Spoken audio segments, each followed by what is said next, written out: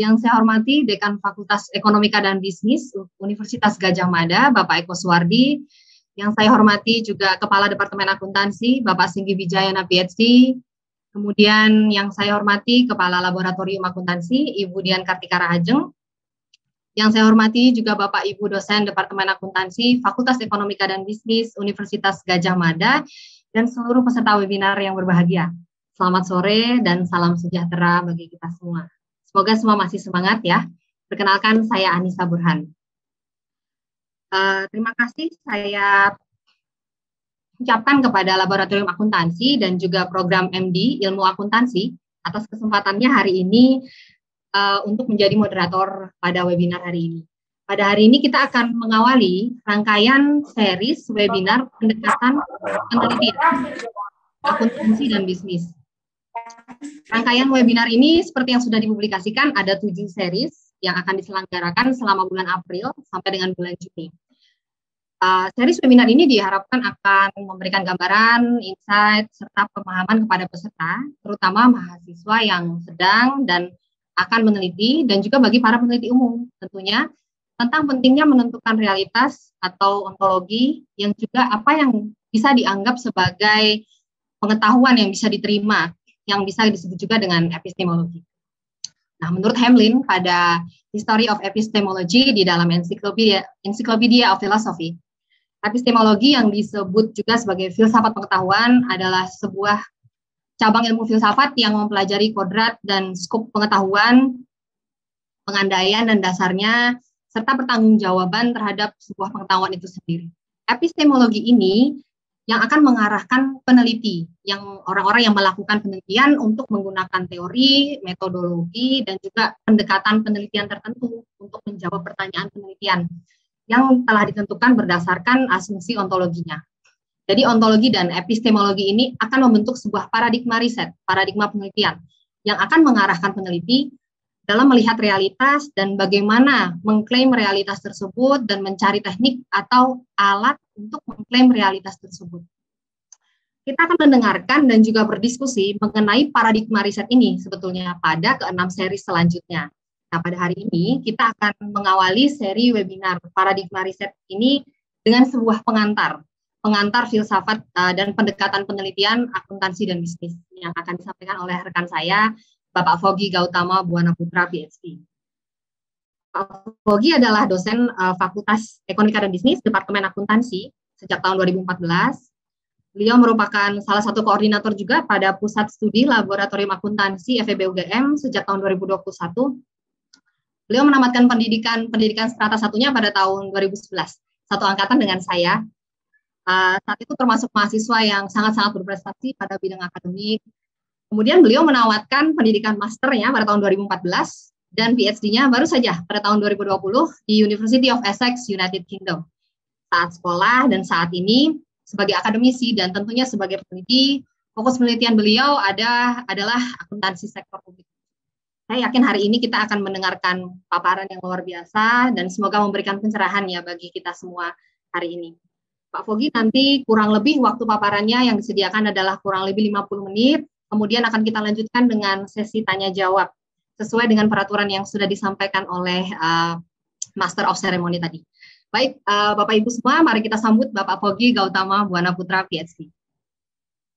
Ya, terima kasih banyak Bu Anissa atas pengantarnya. Terima kasih Bapak Ibu sekalian sudah bersedia hadir ke acara ini yang tidak bisa sebutkan saya satu persatu. Semuanya terima kasih dan saya yakin ini banyak juga kolega saya yang datang tadi saya cek dan terutama yang saya terima kasih sekali ini dari program MD Magister dan Doktor di FEB UGM, terutama Pak Jogi dan Ibu Kalab kami, Ketua Lab kami Bu Dian Kartika Rahajeng yang sudah berusaha dengan kerja keras untuk menyiapkan acara ini dan juga bisa bertemu di hari ini. Jadi saya langsung saja ya untuk mulai ini perlu saya tekankan juga di awal bahwa seri ini sebenarnya sifatnya lebih ke sharing. Kita saling berbagi lah gitu. Karena saya yakin saya juga masih banyak belajar dan baru selesai belajar ingin sharing, ingin berbagi dengan Bapak Ibu sekalian semua, dan begitu juga teman-teman saya, sahabat saya yang lain nanti di 6 seri selanjutnya. Saya yakin Bapak Ibu juga sudah banyak yang berinteraksi dengan filsafat, lalu bagaimana menggunakan filsafat. Nah, di sini kita forumnya kita gunakan untuk saling tukar pikiran. Nah, begitu kurang lebih. Saya langsung mulai saja materinya. Mudah-mudahan saya bisa tepat 50 menit menyelesaikan, karena saya berusaha memperkenalkan paradigma di semua seri, dari seri 2, maksudnya positivisme, sampai realisme kritis saya. Tapi mudah-mudahan saya punya waktu. Yang penting saya mau menjelaskan fundamental dari filsafat ilmu itu. Mengapa filsafat ilmu itu? Saya mulai, saya coba sharing screen saya. Mudah-mudahan sudah bisa dilihat ya.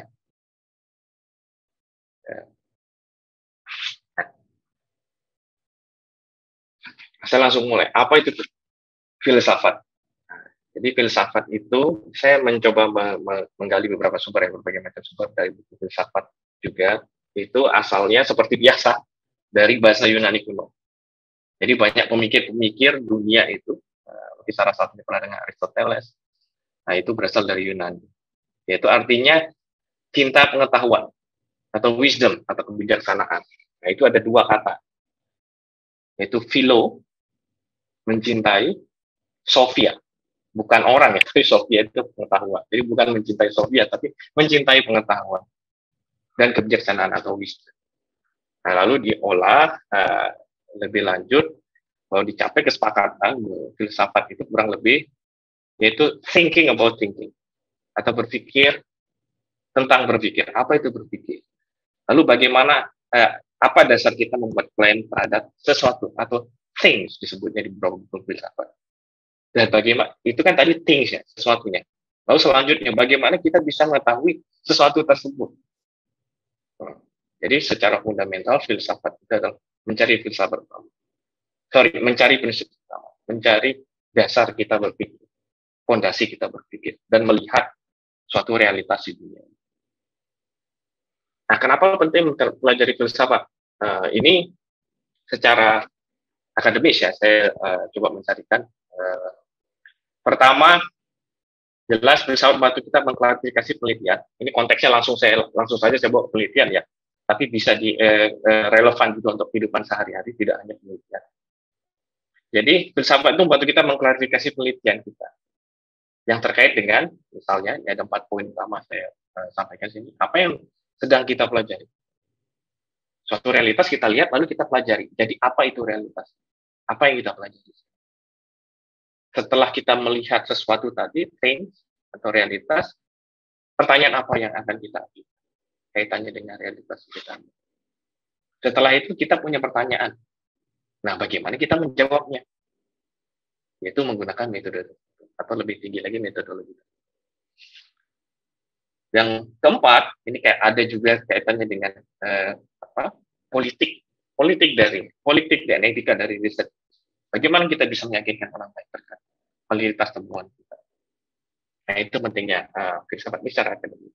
Dan juga ada cerita sedikit, misalnya di UK, waktu saya master dan sekolah S3, beberapa profesor saya bercerita bahwa orang dengan latar belakang filsafat atau orang yang pelajari filsafat itu diharapkan akan menjadi seseorang yang sedikit lebih bijaksana dibandingkan pada saat dia belum mempelajari filsafat. Kenapa? Dia bisa melihat sesuatu dengan berbagai sudut pandang, dengan luas, dengan perspektif tertentu. Jadi tidak satu kacamata tunda. Nah, oleh karena itu, saya diceritakan oleh beliau, di UK itu banyak sekali para pengambil kebijakan, ya, para pengambil kebijakan di UK, pejabat di UK itu lulusan dari jurusan PPE, dibilangnya PPE. PPE itu adalah politics, philosophy, and economics. Jadi makanya kenapa jurusan PPE itu salah satu jurusan yang sangat favorit S1 ya di UK, di Inggris. Nah, salah satunya di Oxford itu, kalau salah saya lupa, ada artis gitu sekolah di sana. Saya lupa namanya, perempuan di Oxford. Adalah pokoknya, mungkin ada yang tahu ya, ada perempuan artis Maudy Nanti Ayunda. mungkin ingatkan saya. Ya, yang suka nyanyi, yang penyanyi itu. Ya, Maudy Ayunda. Dia yang mengambil Maudy Ayunda. PPI itu jurusan yang sangat favorit lah di Inggris, karena tadi begitu pentingnya posisi lulusan PPI, yang mana pengambil kebijakan di Inggris itu banyak lulusan dari PPI. Karena itu diharapkan bahwa pengambil kebijakan itu harus bijaksana. Nah, saya lanjutkan, saya balik lagi ke materi kita. Nah, asumsi dasar dalam seri ini dan seri selanjutnya bahwa kita akan menggunakan kacamata ilmu sosial. Maksudnya di sini apa? Karena ilmu sosial itu agak berbeda dengan ilmu alam atau natural science. Yang mana ilmu sosial itu tidak hanya pergerakannya otonom gitu, seperti alam. Air, biarkan saja air itu mengalir, dia akan mengalir ke rendah. Kecuali disedot ke atas, dia baru naik ke atas. Ada rekayasa, ada unsur eksperimen. Tapi kalau ilmu sosial, perspektifnya adalah yang mana sesuatu atau realitas itu sudah ada elemen-elemen sosial lainnya, misalnya di sini seperti elemen sosiologi, dipengaruhi sosiologi, yang lain dari sejarah, politik, lalu bahasa juga mempengaruhi perkembangan ilmu sosial, budaya, yang mana nanti implikasinya ke penelitian akuntansi dan bisnis, kan nanti akan saya coba menjelaskan juga bagaimana implikasinya ke pendekatan penelitian, itu juga harus sesuai dengan pendekatan ilmu alam. Jadi bukan berarti pendekatan ilmu alam itu tidak cocok di ilmu sosial, bukan. Tapi bahwa kita dalam melakukan riset ilmu sosial tidak harus semata-mata mengikuti logika dari ilmu alam.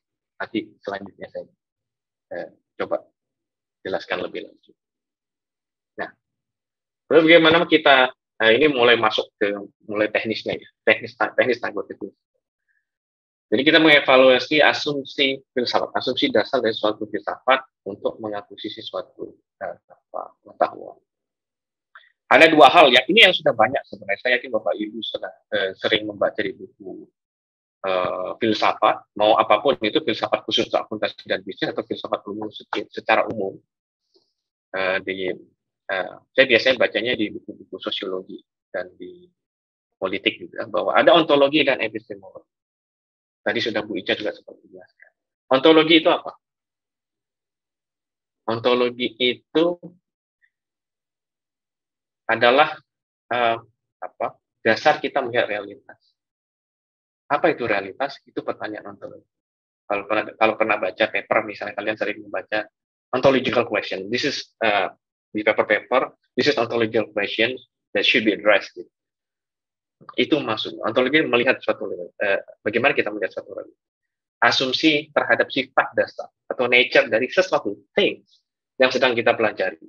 Dan ini saya ambil yang kalimat terakhir, saya ambil definisi dari Jubal. Ini paper yang sangat mungkin istilahnya yang fundamental di dunia akuntansi, yang mulai mencoba mengoyak-ngoyak tradisi mainstream di penelitian akuntansi di Jubal. Nah, bagaimana kita ontologi itu, misalnya saya enaknya langsung pakai.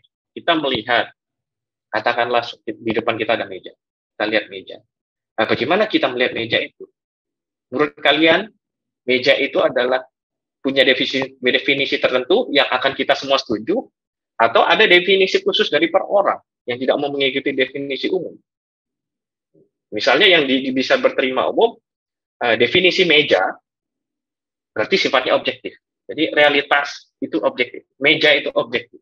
Misalnya apa? Buatlah dia kriteria. Meja itu ada kakinya 4. Terbuat dari kayu, lebarnya sekian, minimal sekian, maksimal sekian. Punya definisi khusus. Jadi menjadi suatu realitas objektif yang mana hampir semua orang, saya tidak bilang semua, tapi hampir semua orang akan setuju bahwa itu adalah meja. Meja sesuatu yang objektif, punya kriteria tertentu, dan digunakan untuk misalnya belajar. Itu yang namanya meja. Selain itu, berarti bukan meja. Nah, itu cara kita melihat suatu realitas atau ontologi. Tapi satu sisi lain, saya tidak setuju dengan definisi itu. Misalnya begini, kalau karena saya besar di Jogja juga, dalam hal ini, misalnya kalau Bapak Ibu pernah di Jogja, malam-malam banyak warung kelontong itu yang punya itu tidurnya di atas meja. karena keterbatasan biaya. Sempat saya ngobrol beberapa kali dengan beliau, maksudnya keterbatasan biaya untuk menyewa rumah, jadi dia tidur di atas meja. Menurut dia, bisa jadi meja itu tempat belajar, bisa jadi juga meja itu adalah tempat berjualan, tempat pelanggannya makan, dan itu menjadi tempat tidur. Itu ada realitas versi pedagang. Apakah realitas itu salah? Ya, nggak bisa kita salahkan. Berarti ada realitas yang sifatnya subjektif, tidak harus objektif. Nah, itu meja. Nah, jadi bisa secara garis besar, biar tidak membingungkan juga, saya mencoba mendikotomikan antara objektif dan subjektif. Apalagi misalnya lebih yang sifatnya sosial, ya, kita berbicara.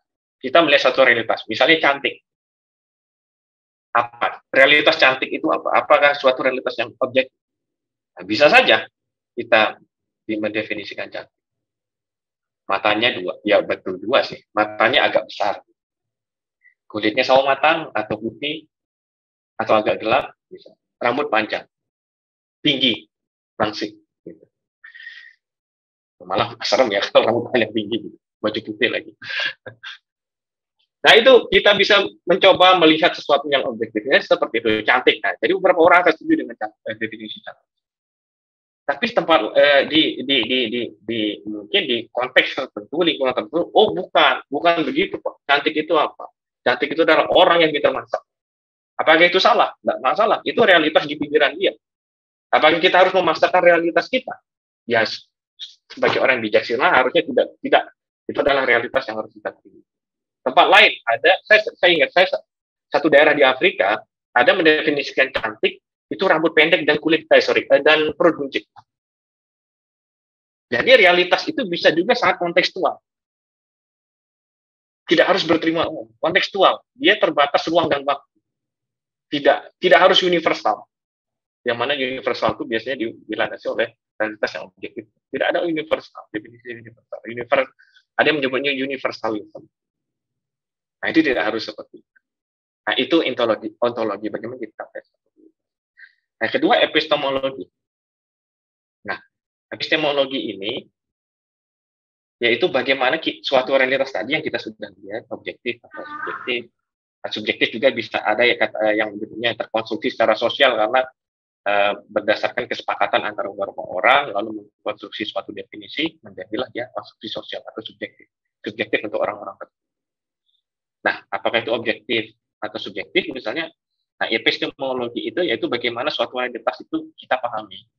Lalu realitas itu dapat dikembangkan dan diimplementasikan. Nah, ini dari dua. Saya ambil definisi ini dari dua sumber.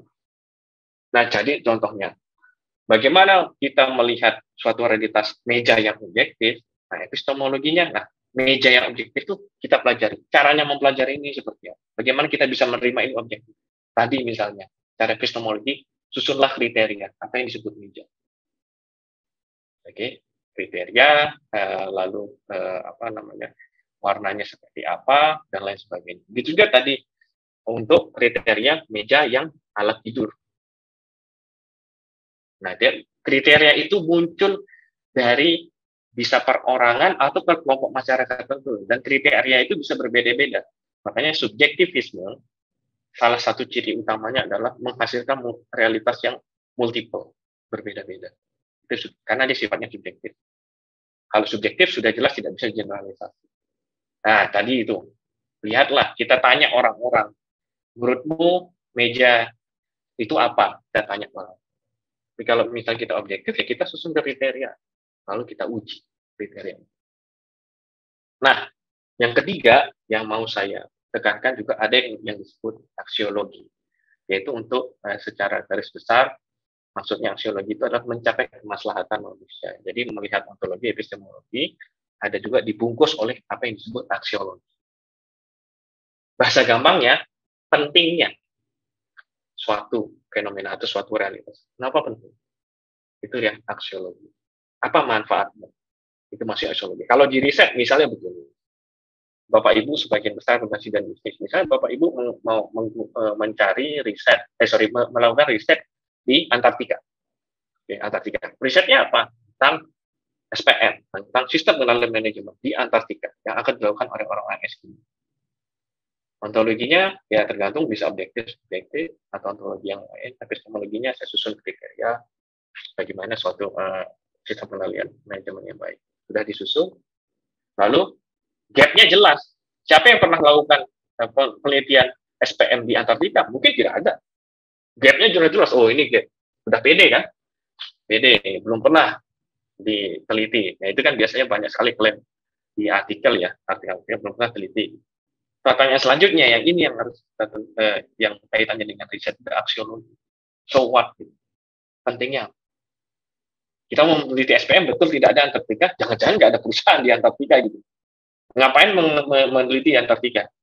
Nah, begitu maksudnya, kurang lebih seperti. Dan ini pemahaman saya dan sangat bisa disangka. Nanti mungkin kita pada saat di diskusi.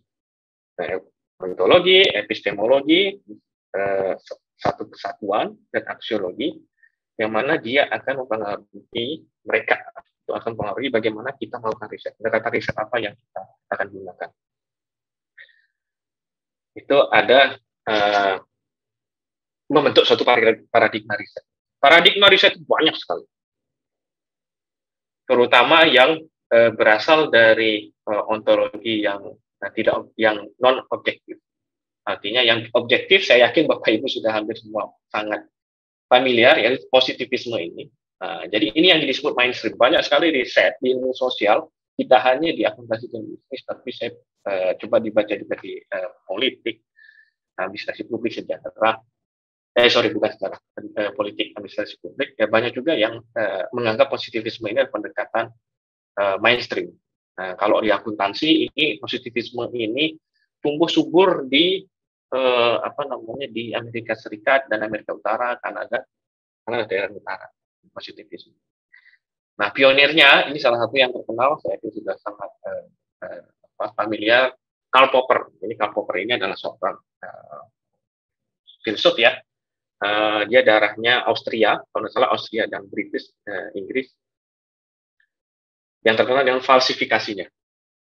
Jadi di sini saya berusaha hanya mengenalkan di kulit-kulitnya. Nanti sesi ini akan dijelaskan lebih dalam, kita kuliti bareng-bareng oleh kolega saya Bu Hevon yang baru saja juga selesai S3-nya dari Australia, dari Macquarie. Nah, saya mulai positivisme. Positivisme itu ontologinya sudah jelas. Dia berasal dari objektivisme. Dia melihat sesuatu, melihat realitas itu subjektif. Bisa diukur dengan suatu ukuran kriteria tertentu yang objektif. Dunia sosial itu memiliki realitas yang independen. Dia sifatnya independen. Jadi kita peneliti, orang, siapapun, kita independen terhadap realitas yang kita teliti. Nah, itu yang positivisme. Jadi kita sebagai peneliti atau orang bisa meneliti suatu realitas dengan objektif dan tidak bias atau value free kalau banyaknya yang di buku-buku metodologi diungkapkan ya. Objektif dan berusaha mencari universalisme, yaitu penjelasan universal terhadap suatu fenomena empiris. Nah, itu ontologinya positivisme. Karena dia ingin mencari suatu realitas yang objektif. Bagaimana cara kita menentukan realitas yang objektif? Itu pertanyaan epistemologi. Kita mempercayai bahwa sesuatu itu objektif. Nah, pertanyaan selanjutnya, bagaimana kita bisa mengakuisisi atau memahami suatu realitas yang tadinya objektif? Nah, salah satu yang dipercaya orang-orang positivis dan Karl Popper adalah melakukan pengujian secara empiris dengan pendekatan ilmu alam. Jadi fenomena sosial dianggap memiliki perilaku yang hampir sama dengan perilaku ilmu alam. Misalnya begini, ada satu atom bertemu dengan atom lain, ya reaksi antara variabel-variabel sosial akan seperti itu. Satu dorong kiri, dia bakal dorong ke kiri. Nah, itu secara epistemologi. Jadi epistemologi dia menggunakan pendekatan ilmu sosial yang mana dilakukan dengan melakukan salah satunya observasi yang berulang, yang terencana terhadap fenomena sosial. Misalnya, kalau kalian pernah dengar ini kalau nggak salah di bukunya Popper juga ada mereka melakukan eksperimen dan observasi terhadap titik didih air. Jadi dia membandingkan di daerah biasa ini yang berapa ratus meter permukaan laut dan di gunung. Jadi observasi secara berulang, diinduktif dari empiris, lalu dia mencoba kesimpulannya naik abstraksi dari itulah induktif, empiris ke abstraksi ke teori. Itu positivisme epistemologinya. Tadi sudah saya sempat bahas. Empirisisme, empiris itu sesuatu yang bisa kita lihat, bisa kita observasi, bisa kita rasakan. Mungkin tidak bisa kita lihat, tapi mungkin kita bisa rasakan.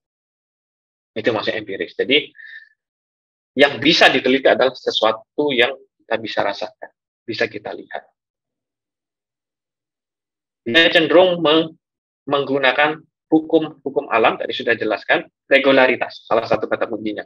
Regularitas, dan banyak beberapa buku metodologi menyebutkan regularitas tadi, misalnya satu bergerak ke kiri, dia akan menggeser lainnya bergerak ke kiri.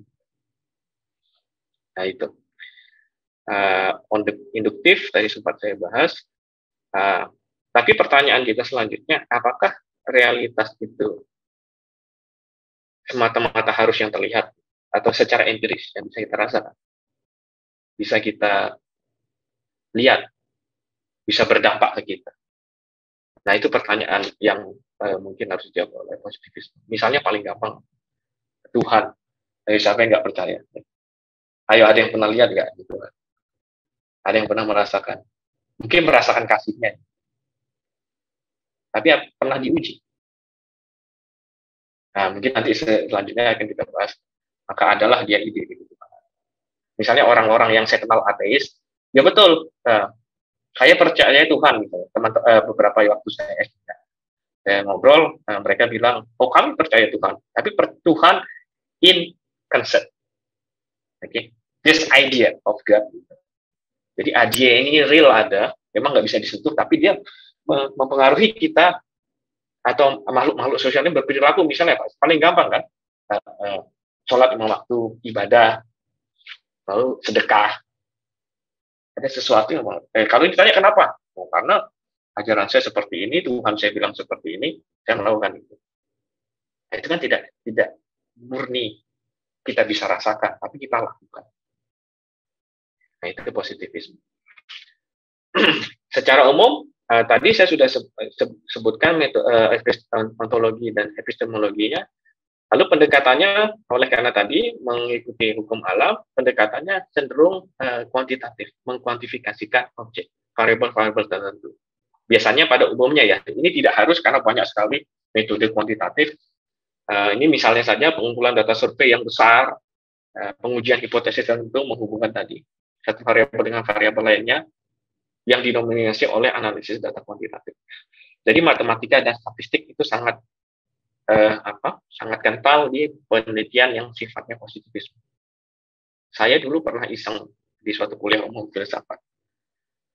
Tapi sebelum berbicara riset seterusnya, saya iseng profesor filsafat, saya tanya. Berarti secara ontologi dan epistemologi kualitatif boleh dong? Saya tanya gitu. Dia mikir, lalu dia bilang, ya betul. Tapi next question, apakah pendekatan kualitatif mampu menghasilkan kesimpulan yang objektif, rigor, robust, gitu. Dia mempertanyakan saya, dan bisa banyak diterima oleh orang baik.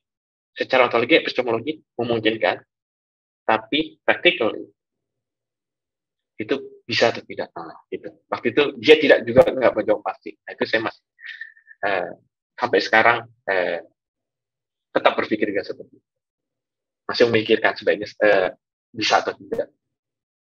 Nah, yang kedua, pendekatan yang tadi pendekatan positivisme itu banyak yang bilang mainstream. Nah, pendekatan yang non-mainstream, beberapa artikel bilang non-mainstream, itu berangkat dari ontologi yang berbeda dengan positivisme. Yang mana biasanya orang-orang yang mengembangkan non-mainstream approach ini adalah orang-orang yang sangat menolak ontologi yang dianut oleh positivisme, terutama Karl Popper, dan falsifikasi. Dan saya juga lupa update, falsifikasinya Karl Popper pun di-update lagi oleh dia, direvisi sendiri oleh dia. Kalau kalian baca boleh bukunya Karl Popper tahun 69 kalau nggak salah, itu asik lagi, dia mengakui kesalahannya sendiri. Bukan kesalahan ya, mengakui kekeliruan yang menurut dia itu keliru. Dia mau memperbaiki. Lalu setelah itu dilanjutkan oleh, ada juga yang menyebutnya neo-positivism, walaupun kalau dilihat secara riset seterusnya sebenarnya hampir sama antara positivism dan neo-positivism. Nanti kita akan gali lebih lanjut bersama Ibu Hevon di sesi. Nah, selanjutnya yang kedua, yang non-mainstream, interpretivism. Mereka ini ada salah satu pionir saja ya, Max Weber interpretif. Max Weber dan kawan-kawan itu banyak. Saya hanya mencantumkan satu. Max Weber ini seorang sosiolog, dia juga filsuf, dan dia juga sejarawan, dan seorang pengamat politikal ekonomi. Karena kalau kalian baca bukunya Max Weber ini asik. Dia itu bicara moneter juga, dia berbicara tentang accounting, dia berbicara dengan kapitalisme. Nah, ini menarik, saya waktu itu baca senang. Bukunya agak tebal tapi dinikmati saja, enak bacanya. Max Weber ini.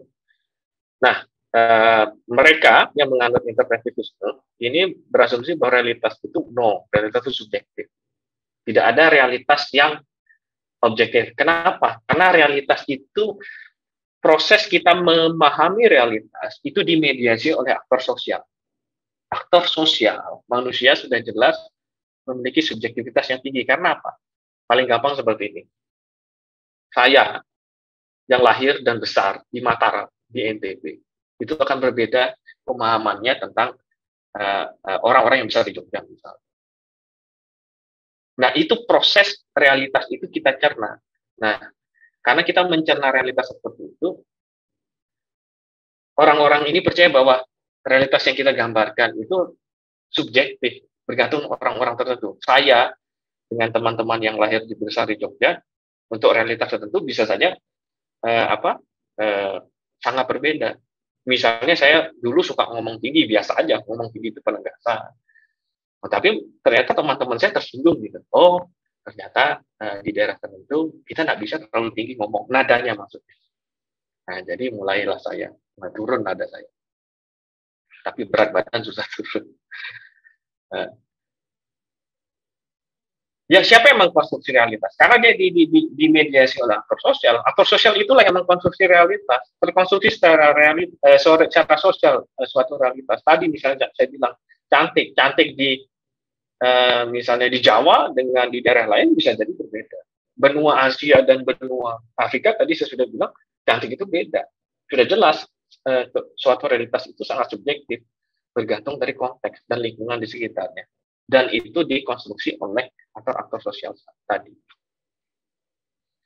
Nah, dia melakukan konstruksi tadi, mengkonstruksi dan memahami, memediasi suatu realitas dengan menggunakan tadi logical consistency. Jadi konsistensi mendefinisikan tapi harus logis, didasari oleh pemahaman yang subjektif dan diselaraskan dengan interpretasi tadi lagi. Nah, itulah interpretivisme. Jadi secara epistemologi, tadi ontologi, secara epistemologi, bagaimana kita memahami sesuatu yang objektif? Caranya adalah kita interpretasi. Apa maksud dari seseorang bilang A? Nah, itu kita pelajari. Maksudmu ngomong A itu apa ya? Bisa kamu elaborasi lebih lanjut? Nah, itu secara epistemologi. Kalau interpretivisme. Jadi, kita berusaha memahami realitas dari orang-orang atau kelompok tertentu. Nah, makanya salah satu ciri khas dari interpretivisme adalah realitas yang beragam. Karena dia fokus ke aktor sosialnya. Bagaimana aktor sosial melihat realitas. Apakah dia fokus struktur sosial? Struktur sosial ada. Mereka mengakui struktur sosial. Struktur sosialnya. Budaya, dan lain-lain. Tapi fokusnya adalah ke orang. Bagaimana orang memahami. Itu ciri khas dari penelitian interpretivisme. Nah, tadi memahami interpretasi orang, salah satunya caranya, ya tadi kita tanya orang-orang itu, caranya seperti apa, bagaimana mereka memahami definisi cantik, bagaimana mereka memahami definisi meja, bagaimana mereka melihat penggunaan meja.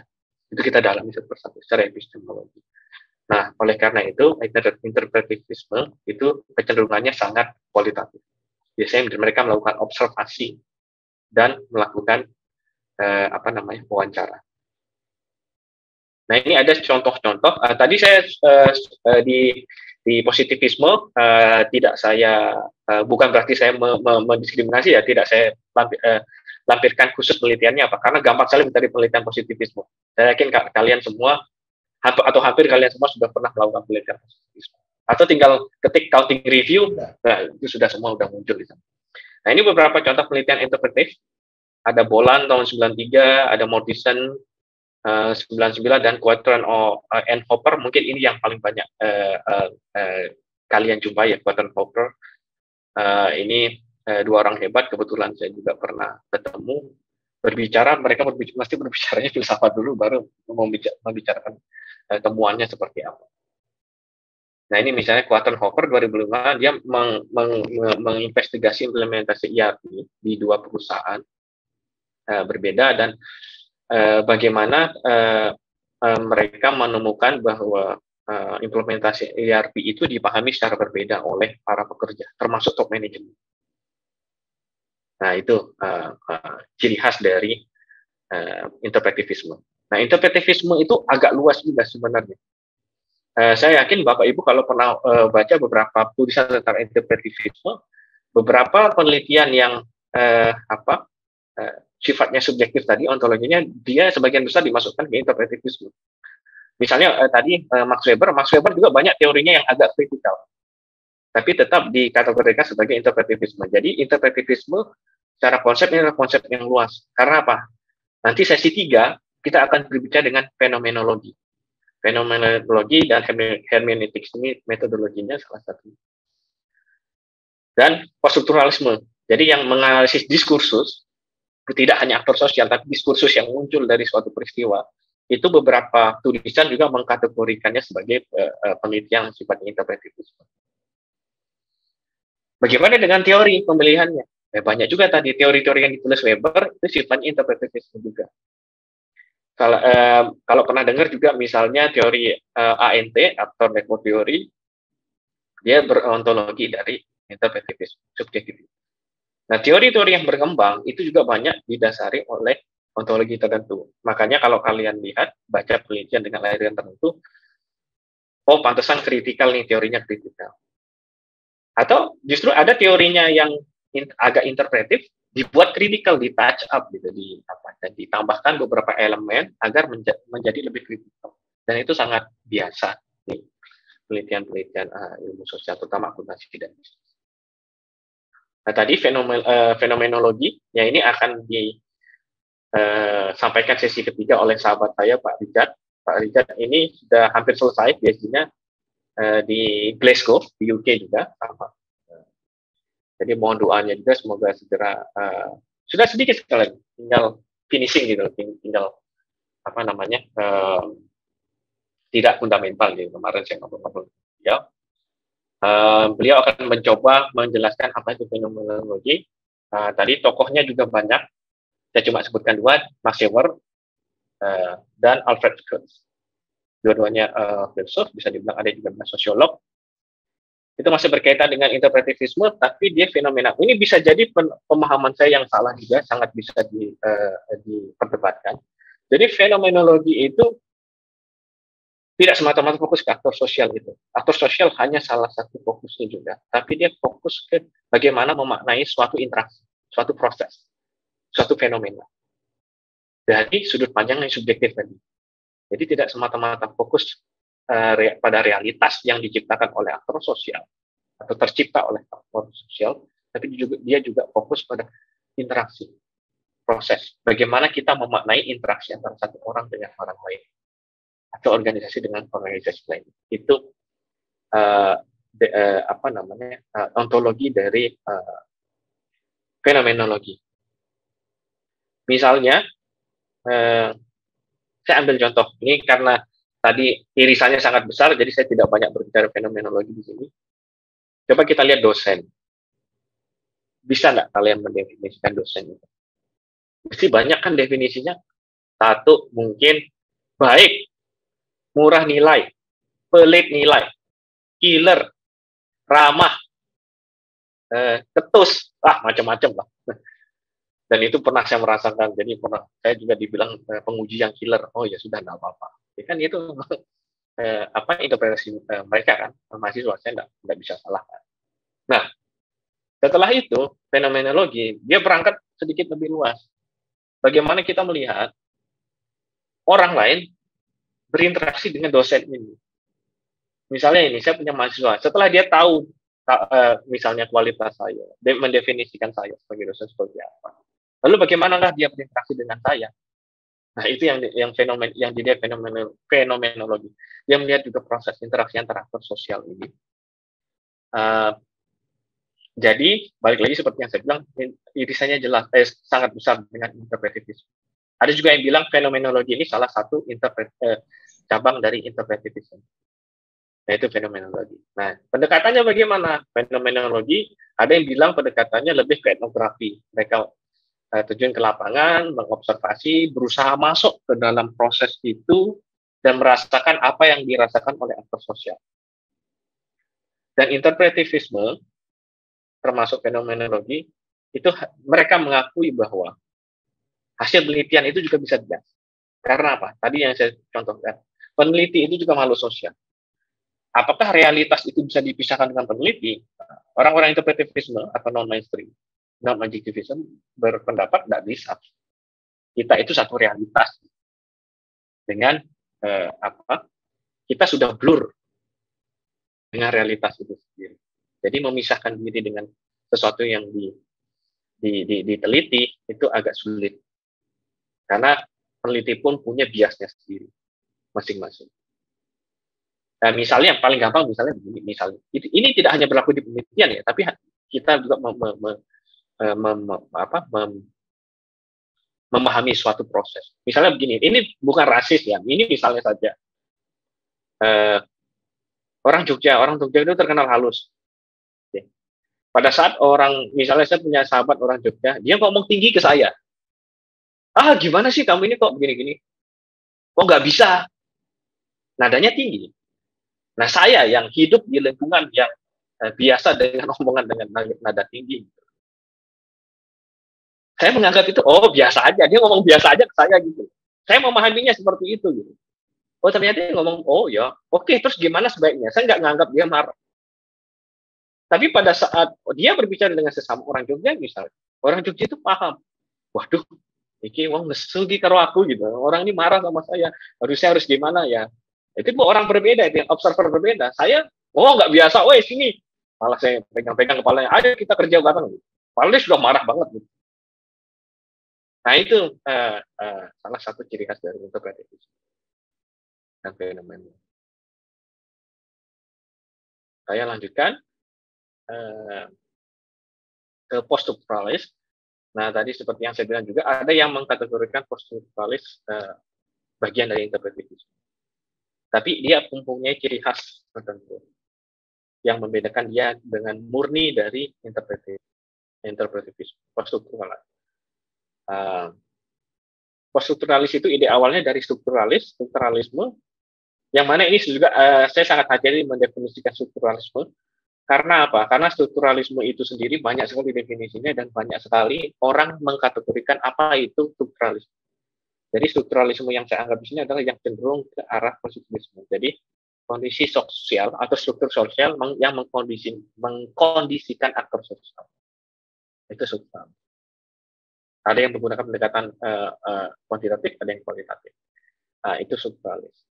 Nah, struktur itu dianggap tetap, dia tidak berubah dalam ruang dan waktu, sifatnya tetap, tidak tergantikan, dan biasanya itu strukturalisme ini mengeksplorasi sistem sosial seperti keluarga, tempat kerja, dan sistem politik. Lalu bagaimana sistem-sistem ini itu saling simultan berkolaborasi untuk mereproduksi suatu society, suatu masyarakat. Nah, makanya saya sebut di sini fungsionalis. Ada buku yang menyebutnya dia lebih fungsionalis. Yang mana kita paham fungsionalisme itu kan bagian dari positivisme atau ontologi objektif fungsionalis, fungsi-fungsi saling bekerja sama, satu fungsi tidak bekerja berarti fungsi lain bisa jadi rusak. Itu fungsi fungsionalis yang sangat kuantitatif. Nah, untuk merespon ini,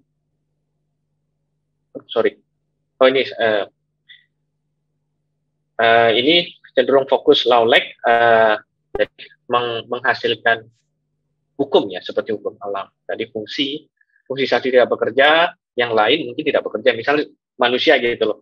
Apa yang terjadi kalau jantung tidak bekerja? Apakah organ yang lain itu bisa bekerja? Nah, itu misalnya fungsionalis. Nah, ini contohnya ada Bernd Stalker, ini penelitian lama juga. Nah, banyak akademisi, filsafat dan sosiolog juga melihat bahwa poststrukturalis, tadi strukturalis ya, positivism, positivism, law-like. Poststrukturalis ini muncul sebagai respon terhadap ketidaksetujuan mereka terhadap objektivisme. Jadi posisinya masih mirip dengan interpretif, tapi ada yang melihat dia lebih radikal. Mereka tidak setuju dengan strukturalis tadi.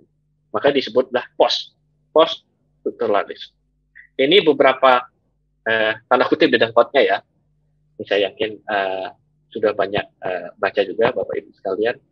Materi ini akan disampaikan oleh sahabat saya juga, Ibu Putri, yang juga sedang menyelesaikan S3-nya di Australia, di Canberra. Dan beliau ini mendalami poststrukturalis, penelitian poststrukturalis. Ini di dengkotnya Michael Foucault, mungkin yang paling terkenal itu si Foucault ini. Lalu Derrida, ini dia banyak mengembangkan metodologinya, Jacques Derrida,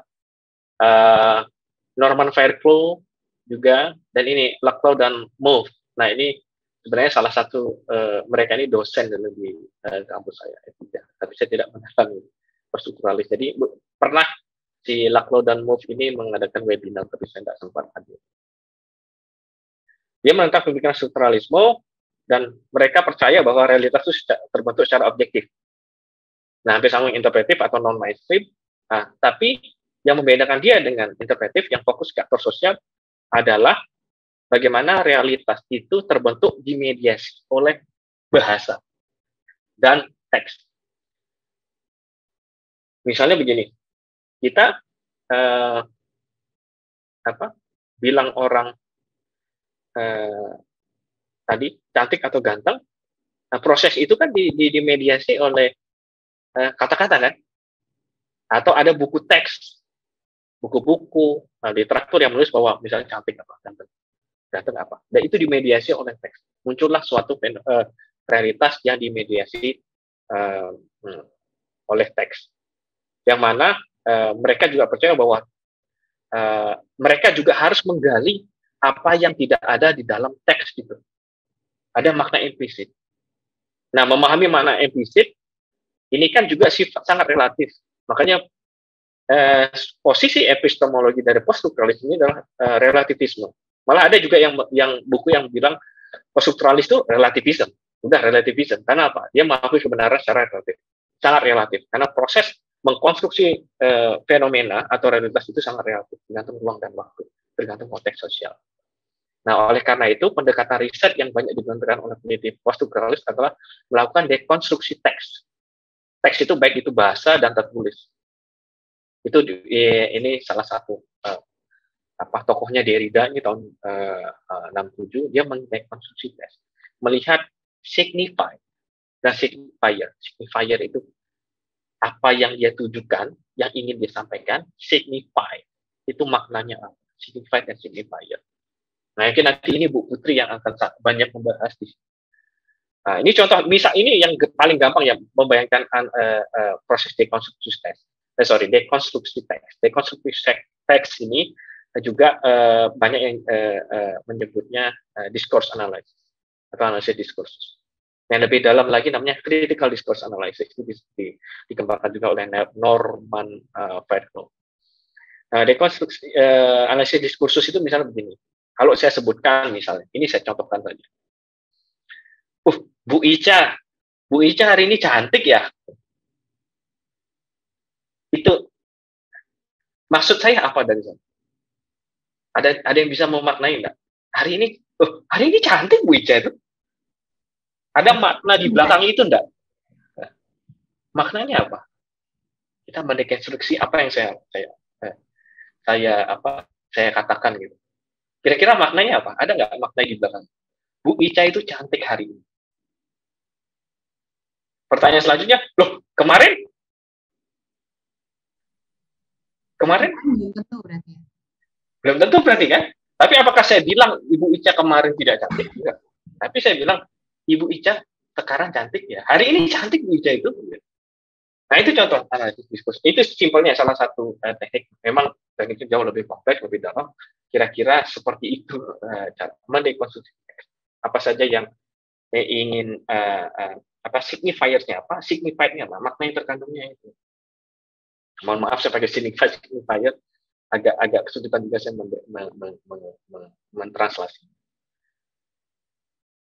Diskursus ini saya mungkin tidak banyak. Ini bisa dilihat di sini, diskursus itu mempengaruhi praktik sosial. Jadi mereka meneliti poststrukturalis itu sudah mereduksi semua gitu antara struktur sosial yang bisa mempengaruhi praktek dari atau perilaku agen atau aktor sosial dengan agen sosial itu sendiri. Jadi fokusnya apa? Mereduksi realitas itu menjadi diskursus. Nanti diskursus ini yang akan mempengaruhi seseorang berperilaku. Ada juga yang menyebut diskursus ini adalah ideologi. Tapi ada juga yang menyebut bahwa ideologi adalah bagian diskursus. Nah, itu banyak sekali debat di sosiologi kalau mau melihat apa perdebatan itu ada. Ideologi dan diskursus. Nah, salah satu contoh lain yang saya sebutkan, misalnya ada yang menganggap Jogja, misalnya. Ini misalnya saja, istimewa itu juga diskursus. Jogja istimewa, istimewanya diskursus. Karena apa? Dengan adanya diskursus istimewa, Jogja mendapatkan undang-undang keistimewaan, Jogja mendapatkan anggaran khusus keistimewaan, Jogja bisa mengangkat Sultan menjadi gubernur sumber hidup. Nah itu contoh misalnya diskursus yang pernah mungkin secara umum ya bisa memahami apa itu diskursus. Nah realitas tadi sempat saya bilang juga itu subjektif, dimediasi oleh teks, dan itu sangat bergantung pada konteks historis, budaya, dan struktur sosial di daerah tertentu atau waktu tertentu atau masa tertentu. Nah itu yang disebut relativisme tadi, relatif. Jadi kebenaran itu sangat-sangat relatif karena tadi sangat terbatasi oleh ruang dan waktu, historis, kultur, lalu juga ada power, represi, bagaimana misalnya suatu rezim membentuk suatu realitas, membentuk suatu sejarah agar sejarah tersebut dipercayai oleh suatu rezim tertentu atau suatu masyarakat tertentu. Nah, jadi relatif, sangat relatif. Nah, waktu saya sedikit lagi ya. Poststrukturalis tadi relatif, realitas tunggal, dia tidak mengenal realitas tunggal, dan tidak ada teori yang netral. Nah, itu salah satu kuncinya juga. Karena apa? Teori itu juga dikembangkan terbatas pada historis, terbatas pada budaya. Misalnya apa? Culture. Teori tentang culture. Culture itu banyak. Hofstede misalnya banyak yang kenal Hofstede, walaupun berbagai macam kelemahannya Hofstede itu sudah banyak dikritik di Hofstede itu, tapi masih banyak juga yang pakai. Ada juga misalnya teori Jawa. Kalau kalian pernah baca, ada satu buku walaupun tidak membahas semua teori Jawa, itu judulnya Language and Power. Itu Michael Power ya kalau salah tulisnya. Language and Power itu buku politik dan sosiologi. Sana membahas tentang budaya Jawa. Nah, budaya Jawa berarti ada teori tentang budaya Jawa. Apakah itu teori budaya Jawa itu bisa diaplikasikan? Misalnya kita ke Jepang, yang misal mungkin struktur sosial itu mirip seperti Indonesia, yang mana misalnya struktur vertikal masyarakat itu masih kental. Jadi posisi sosial itu masih sangat disegani. Itu kan yang mirip misalnya di Jepang. Apakah teori Jawa ini bisa dipakai Jepang? Mungkin aja bisa. Ada sebuah buku misalnya, saya lupa penulisnya Nakami, berbicara tentang vertikalitas masyarakat di Jepang. Beberapa konteks itu mirip. Yang paling mirip itu adalah senioritas, yang mana tidak mungkin menentang senioritas. Nah, kalau kalian baca penelitian tentang Jepang, latar belakangnya Jepang, misalnya saya sendiri misalnya baca penelitian tentang anggaran di Jepang, nah diskusi anggaran itu jarang terjadi antara posisi vertikal. Jadi sudah ditentukan oleh atasan. Ya. Beberapa hal mungkin sama, tapi beberapa hal lain, misalnya di budaya Jawa yang sangat kental mistis, bisa nggak diaplikasikan Jepang? Budaya Jepang yang ditulis Nakami itu belum tentu bisa. Nah, makanya tidak ada teori yang jadi sudah dibatasi ruang dan waktu dan pemahaman dari aktor sosial untuk membuat teori itu dan kesepakatan antara saintis. Nah, beberapa contoh penelitian ini penelitian akuntansi ada di Miller O'Leary. Ini kalau pernah baca, saya lupa di mana, kalau nggak salah di Triple AG kalau nggak salah, atau CPA ini Miller O'Leary. Itu perubahan akuntansi manajemen kaitan dengan diskursus New Economic Citizen. Jadi ada diskursus muncul New Economic Citizen, makanya dia melakukan accounting change di sana, mengadopsi sistem-sistem akuntansi yang baru, termasuk MCS dan lain sebagainya, karena ada diskursus New Economic Citizen. Itu saja dengan Graham 2008. Ini saya sedikit lagi ya. Ini minta dikit ya, 5 menit lagi ya, Bu. Ya, masih ada waktu 7 menit. Silakan. Saya lanjutkan. Nah, kita tadi sudah bicara interpretivisme, ada fenomenologi, ada tadi post-structuralist juga. Sebenarnya paradigma lebih banyak lagi ya. Ada feminisme misalnya, critical interpretive, ada lagi yang ada critical, ya interpretive saya agak critical, tapi kami mencoba penyelenggara, mencoba membatasi. Ada kritis, saya menerjemahkannya kritis, paradigma kritis atau kritikal kalau baca di literatur luar negeri. Nah, kritikal ini, pendekatan kritikal ini banyak dipengaruhi oleh ide-ide Marxis, terutama versi klasik ya, karena neo-Marxisme itu baca juga selanjutnya dikembangkan oleh ini juga si Frankfurt School, ini udah dengkotnya nih karena itu. Yang mana si scholars dari Frankfurt School ini, Max Horkheim, Adorno, dan Marcuse, ini banyak terinspirasi oleh paradigma dialektik dari Nietzsche, Weber, sama Habermas. Nah, sebenarnya ada paradigma dialektik juga, tapi kita tidak bungkus khusus di seri ini. Jadi mereka mengembangkan kritikal sekolah dari Frankfurt School ini dari teori-teori yang dikembangkan oleh Nietzsche, Max Weber, dan Habermas. Tapi secara umum ide awalnya adalah dari Marxis. Nah, ide awalnya itu sangat sempit. Jadi melihat realitas itu terbentuk dari pertentangan dua kelas antara kapital dan pekerja, kapitalisme dan pekerja, pemegang modal dan pekerja. Nah, yang mana mereka percaya bahwa nggak ada tuh yang objektif. Karena apa? Karena dalam pembentukan suatu realitas itu sangat dipengaruhi oleh sistem dominasi tadi. Misalnya antara kapitalisme dan pekerja. Mana dulu, ya mungkin juga sekarang ya, kapitalisme itu sangat berkuasa, yang mana kaum pekerja itu sangat ditekan oleh kaum kapitalisme. Jadi tidak bisa berkembang tanpa memiliki kekuasaan, tanpa memiliki dominasi. Ada power, ada hubungan power, kekuasaan dari pembentukan suatu realitas, yang mana emansipasi atau kebebasan seseorang itu hampir mustahil dicapai. Karena apa? Tadi sistem dominasi. Jadi kesenjangan di masyarakat, inequality itu pasti terjadi selama ada sistem dominasi ini, ada power yang tidak seimbang di antara masyarakat, antara penguasa, masyarakat, dan kelompok masyarakat tertentu.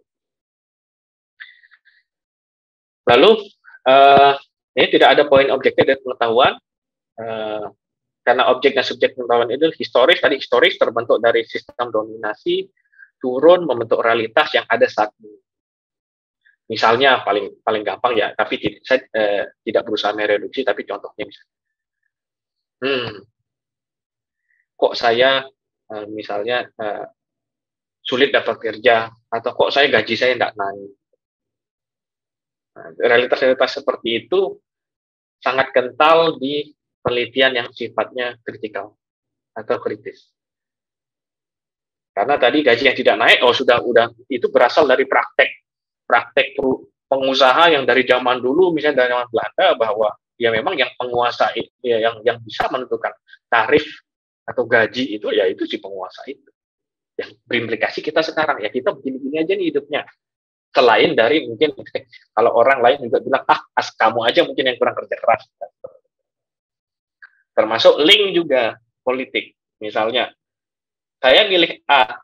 Kenapa? Ya, saya kenal A. Saya punya power dan saya punya kekuasaan milih A. Walaupun B itu lebih qualified. Itu contoh realitas. Nah, pendidikan kritikal secara epistemologi dia tidak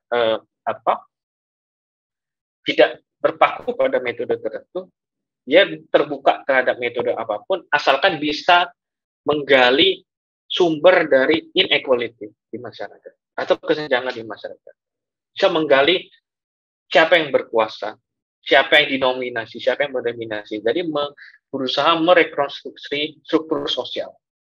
Yang terbentuk, yang mana struktur sosial seperti kita ketahui itu terbentuk dari ruang dan waktu, budaya, dan sejarah dari di masa lalu. Dalam konteks akuntansi, saya langsung saja sedikit lagi, konteks akuntansi menegakkan bagaimana praktek akuntansi itu berimplikasi pada terbentuknya dan keberlanjutan ketimpangan di masyarakat. Nah, ini ada beberapa contoh. Saya lanjutkan saja. Ini contohnya ya, ini Forrester mengidentifikasi cara-cara yang digunakan untuk memanipulasi komunikasi dalam rapat manajemen. Ini penelitian manajemen untuk menyembunyikan dan mengoperasionalkan ketidakseimbangan di antara anggota rapat itu, antara top manajemen. Lalu kedua, ini ada Udin Hopper, ini di AOS.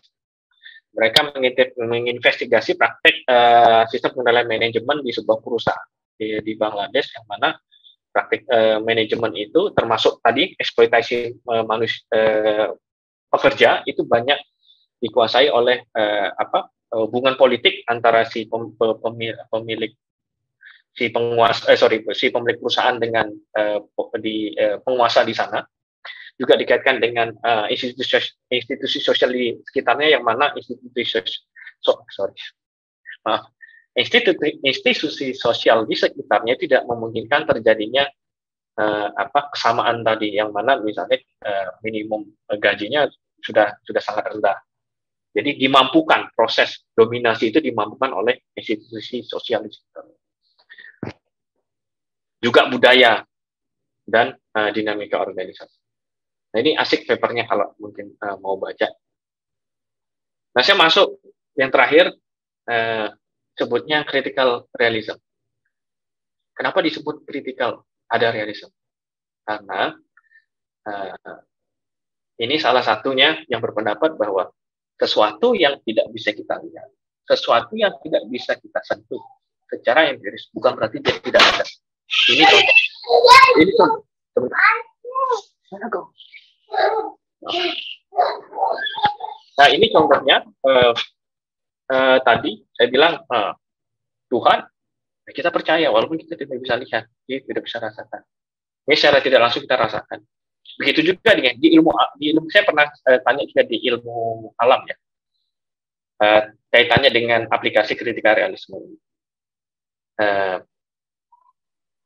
Pak, bagaimana kalau misalnya di laut, kita tahu laut, eksplorasi laut itu sampai sekarang tidak ada yang tahu apa sebenarnya ada di dalam laut. Apakah itu bukan realitas? Saya tanya. Karena buktinya hampir setiap bulan ada aja spesies laut yang ditemukan, kan? Nah, ini kritikal realisme. Jadi, sesuatu yang tidak bisa kita lihat belum tentu tidak ada, belum tentu bukan realitas. Nah, nanti saya bahas kembali lagi ke sana dari sisi metodologinya. Realitas itu, tapi dia ini ada yang bilang dia ini alternatif antara positivisme dan poststrukturalis. Positivisme yang sangat objektif, poststrukturalis yang sangat relatif. Ada yang bilang dia terlalu maruk, tanda kutip, berusaha menggabungkan keduanya. Ya mungkin ini niat baiknya dari Roy Bhaskar. Bhaskar ini pionirnya kritikal realisme. Itu sebenarnya ada realitas secara independen, itu ada. Independen dari agen sosial. Di situ ada elemen objektivitas. Tapi ontologinya itu dia tidak flat. Tidak hanya misalnya ontologinya objektif dan subjektif, tidak, tapi dia Roy Bhaskar ini menyebutnya ontologis yang bertingkat atau stratified. Nah, ada tiga level di sini secara ontologi. Yang pertama real atau real, yang mana di sini tersembunyi generatif mekanisme itu yang bisa kalau dia diaktifkan power dari mekanisme ini, dia akan mempengaruhi praktek sosial. Itu generatif mekanisme, maksudnya real. Misalnya tadi yang saya sebutkan, real, contohnya Tuhan. Apakah Tuhan itu real? Nah, kalau kita pakai pendekatan kriteria, betul Tuhan itu real. Paling tidak untuk orang-orang Barat ada ide ketuhanan. Karena apa? Karena pada saat kita mengeksekusi ide ketuhanan, kita menjadi orang yang lebih baik. Kita bersedekah, kita beribadah. Walaupun kita tidak bisa kita sentuh secara empiris, ya nggak tahu gitu. Nah, level yang kedua namanya actual. Actual ini tadi level yang benar-benar terjadi gitu. Ada ide ketuhanan, ada actual. Misalnya sebagian besar orang di dunia ini sembahyang, beribadah. Nah, itu pada saat dia diaktifkan, mekanisme generatif ini menjadilah dia level aktual. Orang-orang di dunia beribadah. Itulah level actual ya. Oke, secara ontologi, dia actual. Nah, apa yang kita bisa observasi, tidak semua level actual itu kita bisa observasi. Kan nggak mungkin kita sangat sulit mengobservasi orang yang beribadah di seluruh dunia. Nah, kita ambil daerah-daerah tertentu, misalnya di Indonesia, daerah tertentu yang beribadah yang mana saja, itu kita ambil. Nah, itu namanya level empiris. Nah, jadi ada stratified, ada tingkatan ontologi di realisme kritis ini. Dia tidak semata ada objektif atau subjektif, tapi dia bertingkat. Ada real yang sifatnya objektif, lalu pas saat di trigger, dia menghasilkan peristiwa, jadi disebutnya level actual. Nah, ya kita teliti, observasi, itu empiris, tidak semua kan kita teliti. Itu maksudnya realisme kritis dari sisi ontologi. Nah, saya lanjutkan, tadi udah saya jelaskan ini. Nah, salah satunya dia ingin habis ya? Ya, mungkin satu menit lagi aja ya Pak ya. Oke, satu lagi ya. Salah satu tujuan utamanya dia ingin mengadres kelemahan dari empirisisme, pendekatan empirisisme yang paling banyak digunakan oleh positivisme, yaitu Roy Bhaskar itu menyebutnya kekeliruan yang epistemik. Nah, bahasa aslinya epistemic fallacy. Tadi, apakah realitas itu harus sesuatu yang empiris, yang kita lihat, kita rasakan? Nah, itu salah satu. Ini saya cepat saja, dan kenapa ada elemen relatif di sini? Nah, nanti ini alasannya salah. Objek ilmu pengetahuan, ilmu sosial, itu ada yang sifatnya intransitif. Tadi yang intransitif, yang sifatnya objektif, itu biasanya objek-objek ilmu alam. Tapi bagaimana kita proses, kita memahami sesuatu, jadilah dia objek transitif. Nah, tadi kita memahami suatu peristiwa. Nah, suatu objek itu menjadilah dia transitif, yaitu objek yang terkonstruksi secara sosial. Orang berusaha menginterpretasi suatu objek yang sebenarnya ada posisi objektifnya. Tadi misalnya ketuhanan, kita memahami Tuhan, setiap orang kan berbeda-beda memahami Tuhan. Padahal di ide ketuhanan itu ada satu, tapi kita memahaminya itu yang berbeda. Nah, tadi saya bilang pada saat intransitif ini berinteraksi dengan manusia, jadilah dia transitif, yaitu pemahamannya berdasarkan interpretasi kita. Relativisme, dia juga mengakui sama seperti kritikal, dia memahami bahwa tidak ada teori yang netral, teori itu berbatas ruang dan waktu dan sangat dipengaruhi oleh lingkungan di sekitarnya, historis, budaya. Oleh karena itu, dia juga mengakui ada elemen relatif di sini. Memahami sesuatu itu sangat relatif. Ada objektif, tapi dia memahaminya sangat relatif. Nah, bagaimana melakukan, mengoperasionalkan pendekatan ini?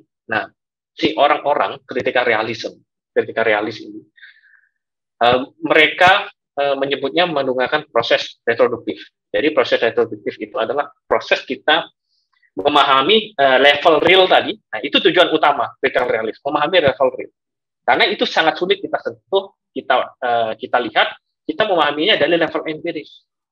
Jadi prosesnya kita lihat empiris, lalu kita hubungkan, kita abstraksi proses ini dengan menggunakan logika dari teori misalnya. Lalu pada saat logika itu konsisten, kita bisa menemukan kira-kira apa generatif mekanismenya, realnya itu apa, itu retroduktif. Dan metode apa yang digunakan di retroduktif ini? Nah, ini sama dengan metode paradigma kritis, dia terbuka. Apapun asal bisa menginvestigasi level real tadi, level mekanisme generatif tadi. Nah, makanya critical realist ini dia ada yang memahami dia sebagai pendekatan kuantitatif, ini banyak di manajemen, ini mungkin dari teman-teman manajemen. Ada juga yang kualitatif. Kualitatif ini biasanya mengikuti pendapat dari Sayer, ini Andrew Sayer, ini penulis buku metodologi juga. Dia mengkuantifikasi objek itu betul bisa, tapi bila mempelajari mengapa seseorang berpikir laku tertentu, itu observasi secara kuantitatif itu menurut dia kurang tepat. Karena apa? Ada alasan statistik dan matematisnya di buku ini tahun 92. Nanti menarik buku ini silakan dibaca. Ada alasan kuantitatif, matematis dan statistiknya dijelaskan di buku ini. Nah, selain itu ada juga seorang sosiolog yaitu Margaret Thatcher, ini dari British, seorang British juga, berusaha juga mengoperasionalkan realisme kritis ini menggunakan apa yang disebut aktivitas yang bersiklus, cyclical fenomena, cyclical activities. Jadi nanti mungkin bisa dibaca juga. Ini bukunya cukup teknis juga, dijelaskan secara filsafat dan teknis. Ini enak juga. Ini contoh sedikit lagi ya, satu aja. Ini contoh penelitian critical realist, ini Aykroyd dan Fleetwood 2000 dan Ahmed Udin. Nah, ini saya Udin 2 kali muncul, ini supervisor saya. Dia menginvestigasi mekanisme generatif yang mengkondisikan praktek tata kelola korporat di sebuah perusahaan di Bangladesh. Nanti bisa dibaca nih papernya bagi kalau ingin memahami realitas. Terima kasih banyak, kurang lebih saya dari sana, saya mohon maaf, mudah-mudahan ada yang nyangkut, ada yang bisa dipahami. Begitu kurang lebih Bu Ica, saya persilakan mungkin kita masuk ke sesi kedua. Terima kasih. Baik, suara saya bisa didengar ya Pak Fogi? Bisa Bu Ica, bisa. Oke, dan menarik sekali ya Pak Fogi. Terima kasih sudah memberikan pengantar filsafat penelitian, juga pendekatan penelitian, serta gambaran umum atas beberapa paradigma, mulai dari positivisme, interpretivisme, sampai tadi critical realist. Yang mungkin saya akan langsung masuk saja ke pertanyaan, karena ternyata antusiasmenya tinggi sekali, banyak sekali pertanyaan Pak Fogi.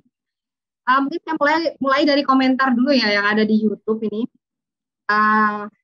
Contoh-contoh yang disajikan mungkin kurang mengena ke akuntansi dan bisnis gitu. Mungkin Pak Fogi bisa memberikan contoh-contoh yang lebih dekat ke akuntansi dan bisnis. Nah, ini pertanyaannya, kemudian related dengan pertanyaan berikutnya dari Intan Rahmawati dari Universitas Mataram. Bagaimana contoh penelitian akuntansi publik dengan pendekatan realisme kritis, Pak? Bagaimana perbedaan atau cara metodenya dengan penelitian fenomenologi? Itu pertanyaan pertama. Mau dijawab dulu atau mau saya bacakan? Okay. Oke, boleh saya jawab dulu yang pertama ya. Yang pertanyaan pertama, tadi apa?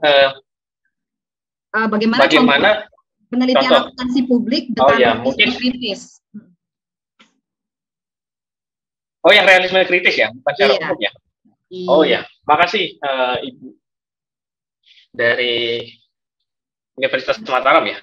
Iya, bagaimana penelitian akuntansi publik dengan pendekatan realisme kritis? Oke, makasih Ibu. Saya kebetulan lahir dan besar di Mataram. Jadi mudah-mudahan kita kenal, jangan kita kenal. Ya, contoh penelitian sektor publik di menggunakan pendekatan realisme kritis itu saya sendiri yang sedang menulis. Jadi itu adalah tesis saya S3. Jadi di tesis saya banyak membahas tentang ini, berbagai pendekatan filosofi. Lalu bagaimana saya berusaha mengkritik dan mengakui sendiri kelemahan posisi paradigma saya. Di satu sisi juga saya berusaha merasionalisasi bagaimana mengoperasionalkan critical realist. Nah, kebetulan yang saya pakai itu adalah pendekatannya Margaret Thatcher. Tadi yang saya sebutkan di slide terakhir itu dari Margaret Thatcher. Jadi bagaimana interaksi antara struktur dan agen sosial itu merupakan satu siklus. Jadi tadi kalau mungkin perlu saya tekankan sedikit, misalnya positivisme itu cenderung fokus ke struktur sosial, walaupun tidak semua ya.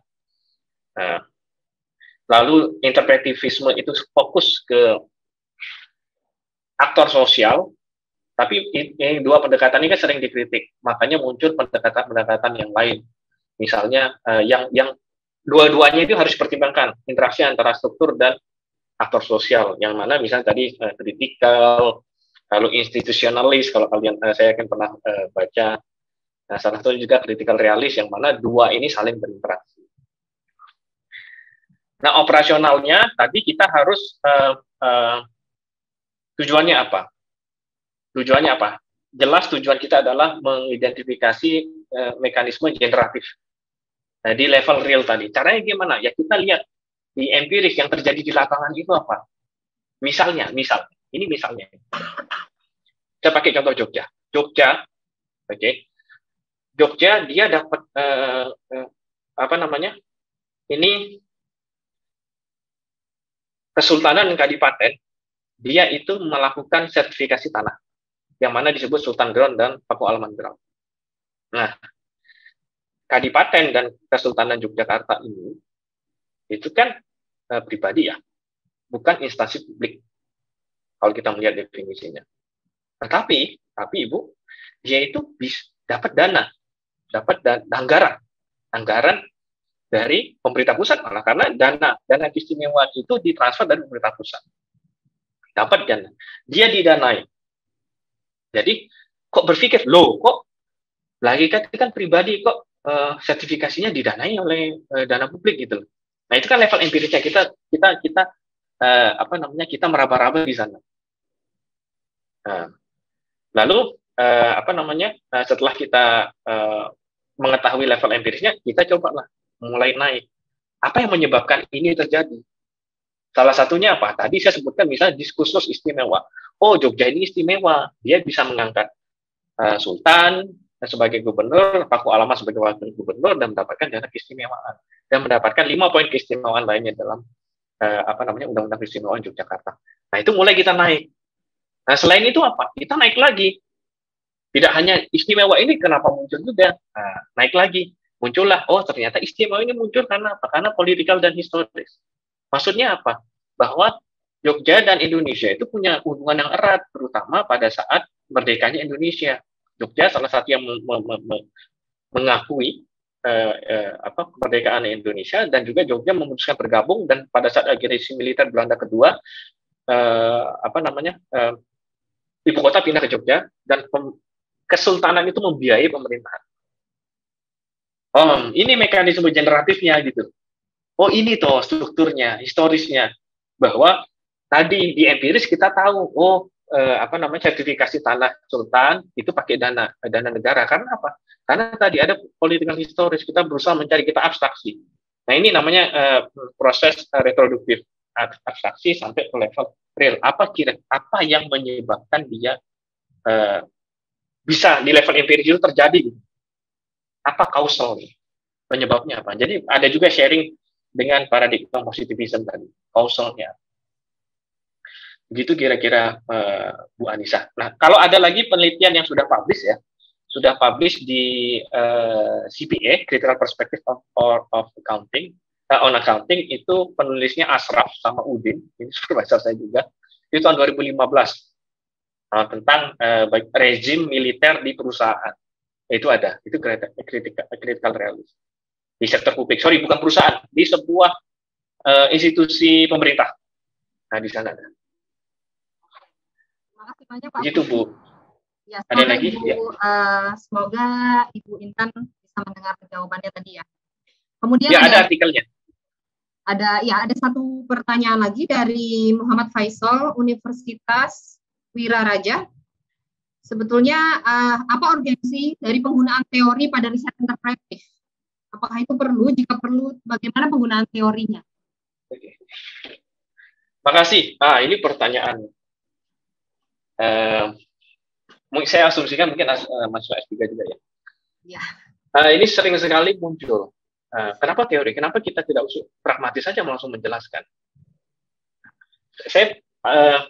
Oke, di beberapa konteks memang mungkin kita tidak perlu menggunakan teori. Misalnya, mukul itu nakal atau mukul itu jahat.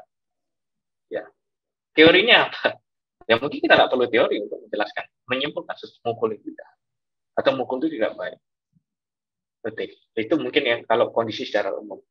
Tapi mengapa teori itu penting? Tidak hanya interpretif, ya, semua kalau saya bilang, termasuk di positivisme. Saya juga menulis penelitian kuantitatif, pernah gitu. Saya juga sangat tidak menganggurkan ya, sangat teori itu penting. Karena apa? Teori itu adalah suatu pemikiran yang, karena definisi teori macam-macam, tapi saya mencoba mencarikan suatu pemikiran yang sistematis, ide-ide, pemikiran sistematis yang bisa menjelaskan suatu fenomena empiris. Jadi konteks akuntansi, mengapa akuntansi menjadi seperti A, mengapa akuntansi menjadi seperti B. Untuk kondisi tertentu memang kita bisa menjelaskan secara common sense, tapi kondisi tertentu itu sulit. Misalnya saya tanya, di suatu perusahaan, di sebuah negara di Asia, pemegang saham mayoritas itu takut dengan pemegang saham minoritas. Minoritas maksudnya yang mayoritas itu sekitar 70-80%, 60-70%, yang minoritas itu cuma 30%. Nah, kenapa dia takut dengan pemegang saham minoritas? Nah, salah satu penjelasannya dia punya koneksi politik. Koneksi politik. Apakah koneksi politik tidak bisa dibangun dengan oleh pemegang saham mayoritas? Belum tentu bisa. Ada teori yang menjelaskan, misalnya tradisionalismenya Max Weber. Dia menjelaskan bahwa hubungan politik dengan negara misalnya itu bisa dibangun juga melalui hubungan keluarga. Yang mana dua partai penguasa di negara itu adalah pecahan antar keluarga. Jadi keluarga tertentu, grup keluarga tertentu, mereka sangat kuat politiknya di suatu negara. Jadi dia memegang kendali negara itu, ya kasarnya oligarki. Nah, kalau kita common sense, gimana cara yang menjelaskan? Loh, kok bisa? Kenapa harus? Oke, kan nggak boleh dong kalau keluarga menguasai politik bernegara. Nah, tapi kalau menggunakan teorinya Max Weber yang tradisionalis, yaitu di sana penjelasannya ada bahwa penguasa itu ditransmisikan, diturunkan. Salah satunya ya bunyi teori itu. Turunkan dari keluarga, dari atasan, dari bapaknya misalnya ke turunannya. Begitu juga dengan konteks misalnya kok paling gampang kita lihat Korea Utara. Nah, di sini pentingnya teori. Kita berusaha menjelaskan fenomena itu seperti apa dari sisi teori. Oke. Apakah ada teorinya, dasar teorinya, dasar berpikirnya apa? Mengapa akuntansi bisa diperlakukan seperti ini? Mengapa akuntansi itu harus berubah? Nah, itu kita berusaha menjelaskan. Apakah ada penelitian yang tidak pakai teori? Banyak. Apakah ada penelitian yang tidak pakai teori publish di top jurnal? Banyak. Contohnya apa? Kalau kalian buka jurnal administrasi publik, lihatlah top jurnal di sana. Tidak banyak yang pakai teori. Mereka pragmatis. Dan itu sah-sah saja. Selama dia bisa menjelaskan logikanya. Ada kondisi empiris, dijelaskan temuan empiris, jelaskan logikanya mengapa temuan empiris itu bisa terjadi dengan hanya merefer ke penelitian-penelitian sebelumnya. Itu bisa saja. Nah, jadi yang baca seperti itu. Jadi kalau mau teori, kalau saya pribadi teori itu tetap penting, tapi banyak juga paper yang publish di top jurnal tidak pakai teori sama sekali, pragmatis. Begitu Bu Ica. Baik, terima kasih. Nanti mungkin di sesi-sesi selanjutnya bisa ditanya lagi ya kalau kurang puas ya. Karena saya hanya pengantar. Nah, ini kan akan dibahas satu persatu ya paradigma yang sudah disampaikan. Iya, betul. Oke, Pak Fogi, saya menyambung pertanyaan berikutnya lagi dari Faris Salahuddin Zaki dari UIN Wali Songo Semarang. Ya, pertanyaannya, biasanya terjadi perdebatan yang tak ada hentinya antara penganut positivisme dan non-positivisme. Positivisme dianggap paling benar dan sebaliknya, dan juga lain-lainnya. Banyak pertentangan. Padahal dua paradigma besar ini sebagai alat untuk meraih realitas atau kebenaran dalam sebuah penelitian. Bagaimana sih pandangan Pak Fogi mengenai hal ini? Betul, makasih pertanyaannya. Bagus sekali, saya suka sekali pertanyaan. Khas filsafat. Ini pendapat saya pribadi ya. Memang betul, selalu perdebatan itu dari zaman dulu sampai sekarang pun. Coba lihat paper-paper 2019-2020 masih banyak yang mendebatkan, baik itu level filsafat, ontologi, epistemologi, sosiologi di paradigmanya, juga di level metode. Karena kan biasanya muncullah dikotomi antara kualitatif dan kuantitatif. Padahal dua ini kan hanya approach. Tadi saya sudah bilang secara filosofi masih memungkinkan positivism itu kualitatif, tapi how gitu, meyakinkan, memberikan jawabannya rigor. Nah itu kan itu yang sulit dijawab oleh peneliti, makanya cenderungannya kuantitatif, positivism kuantitatif. Nah kalau pendapat saya harusnya termasuk Zimmerman ya, kalau nggak salah Zimmerman bisa di klarifikasi. Zimmerman pun sampai bilang sudahlah, there is no point for debating philosophy. Sampai Zimmerman, kalau nggak salah Zimmerman yang nulis. Karena nggak ada gunanya. Nah, itu. Karena itu seperti melihat ujung dari dua garis sejajar. Bahkan berjalan sendiri terus nggak ada ujungnya. Nah, kalau saya justru melihatnya harusnya ini jadi kesempatan. Kesempatan apa? Nah, ini pun saya sangat merasakan kesempatan. Karena apa? Dua penelitian, paradigma, tidak hanya positif dan non-positivism, tapi positivism dan paradigma semua lainnya itu yang harusnya kolaborasi menurut saya. Misalnya paling gampang, kita mencari suatu ide general, kita bisa lihat paper positivism, lalu kita gali secara in-depth dalam fenomena tertentu dengan pendekatan non-positivism. Itu salah satunya. Makanya kenapa saran saya harusnya berkolaborasi, walaupun udah banyak penelitian mixed method ya, tapi kalau kalian lihat mixed method, penelitian mixed method, logikanya masih banyak positivism. Nah, logika penelitian yang mixed method yang non-positivism, kalau boleh saya sedikit sampaikan, itu kalau pernah baca Model dan Lee, itu terbit di Financial Accountability and Management tahun 2001, Model and Lee. Ya di FAM itu Financial Accountability and Management. Jadi dia melakukan pengujian kuantitatif tapi gagal. Hampir semua tidak terdukung hipotesis. Nah, dia lakukan wawancara. Lalu dia menyimpulkan menyimpulkan temuannya menggunakan data wawancara seperti itu. Mungkin orang bilang itu positivism, tapi enggak. Coba dilihat logikanya. Dia beberapa realitas muncul. Itu mixed method yang menurut saya yang tidak dari positivism logikanya. Nah, jadi seharusnya ini saling melengkapi. Nah, paling gampang nih, kalau pragmatis misalnya, kalian ini loh, kalau membaca penelitian jangan batasi positivism dan positivism. Misalnya saya, beberapa riset saya waktu saya S3 itu saya ketemunya dari positivism. Saya lihat positivism, wah dia tidak ada nih, peluang nih. Pada saat positivism tidak ada, yang kuantitatif, saya cari penelitian non positivism dari berbagai macam paradigma. Sama tidak ada. Klop nih. Lalu kita gali ide riset gitu. Begitu juga misalnya sudah di positivism sudah ada, tapi kalian bisa meyakinkan bahwa fenomena ini tidak bisa digeneralisir. Harus ada teknik atau penelitian tertentu atau teknik tertentu yang mampu menggali lebih dalam. Kita explore atau kita jelaskan explanatory study. Nah, itu bisa jadi peluang juga. Sudah ada di positivism dan positivism ternyata tidak banyak. Nah, itu justru peluang besar. Mengapa tidak banyak? Itu pertanyaan selanjutnya. Apakah tidak relevan atau ternyata memang belum terpikirkan? Misalnya satu research gap saya, setelah saya mencoba mencari sampai paper tahun 1920. Ternyata apa? Setelah saya diskusi saya juga diskusi dengan beberapa profesor dari administrasi publik. Oh iya ya, kok itu belum pernah dia bilang. Idenya itu banyak di penelitian positivism, kuantitatif positivism. Idenya. Ternyata positivism pun tidak banyak mengeksekusi, apalagi non-positivism. Jadi sebenarnya bisa saling melengkapi, termasuk untuk urusan pragmatis ini ya, mencari research gap gitu. Jadi menurut saya tidak dipertentangkan, tapi sebaiknya kolaborasi. Jadi apa temuan positivism? Oke, kita lihat. Apa yang kita non-positivism bisa kita gali dari temuan positivism. Jadi kalau saya sendiri lebih suka berkolaborasi daripada mempertentangkan. Mengakui kelemahan dan keunggulan masing-masing wajar, tapi belum tentu mempertentangkan. Tapi banyak juga penulis-penulis terkenal di akuntansi dan manajemen ya, itu tidak betul. Itu bukan yang betul.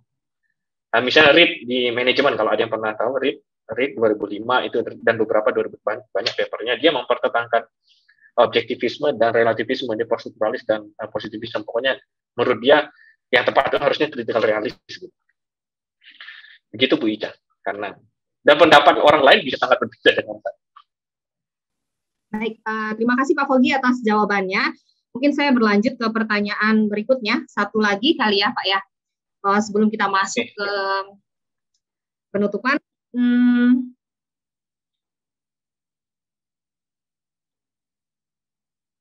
Ada pertanyaan dari Latifah UNEJ. Dalam pendekatan kualitatif, misalnya fenomenologi, hasil penelitian bisa menunjukkan temuan, bantahan, dan lain sebagainya. Kalau kuantitatif, apa hanya hasilnya sekedar menguji saja?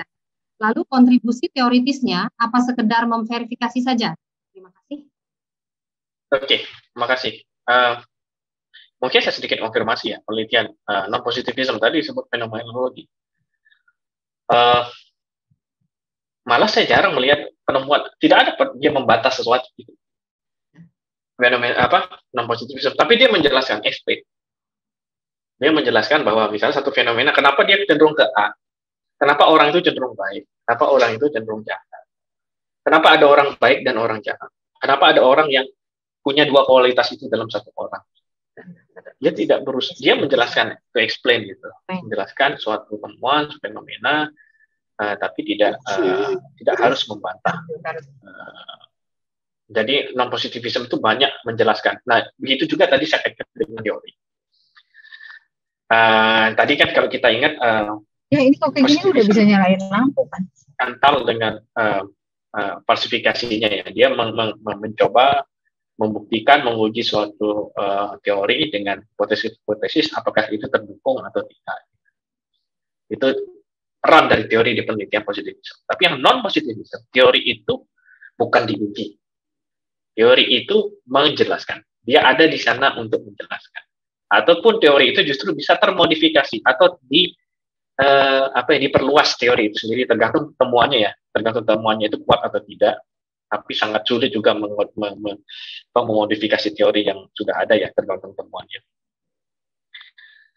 Jadi kalau yang non-positivism, teori itu perannya bukan diuji tapi menjelaskan. Nah, itu berbedanya antara positivism dan non-positivism. Lalu kalau yang positivism, mungkin banyak yang jauh lebih kompeten dari saya menjawab positivism. Apalagi senior saya hampir semua positivism. Tadi pertanyaannya, apakah positivism itu hanya mencoba membuktikan? Ya. Positivism itu kan dia mencoba melogikakan sesuatu fenomena. Jadi dengan logika yang konsisten dan argumen konsisten, apa kecenderungan fenomena itu akan terjadi? Kemungkinannya seperti apa? Oke, kemungkinan. Jadi mencoba membangun hukum. Jadi kemungkinan dia akan terjadi. Kalau terjadi A, dia cenderung mendorong terjadi B. Nah, tapi kan ini adalah hipotesis itu kan pernyataan. Nah, bukan berarti hanya pernyataan lalu tidak dijelaskan, tidak sesempit itu. Positivism juga menjelaskan. Kalau dia terdukung, berarti kan ada penjelasannya. Terdukungnya berarti 1, 2, 3. Berarti sebaiknya A, sebaiknya B, karena ini terdukung hipotesisnya. Terbukti gitu loh.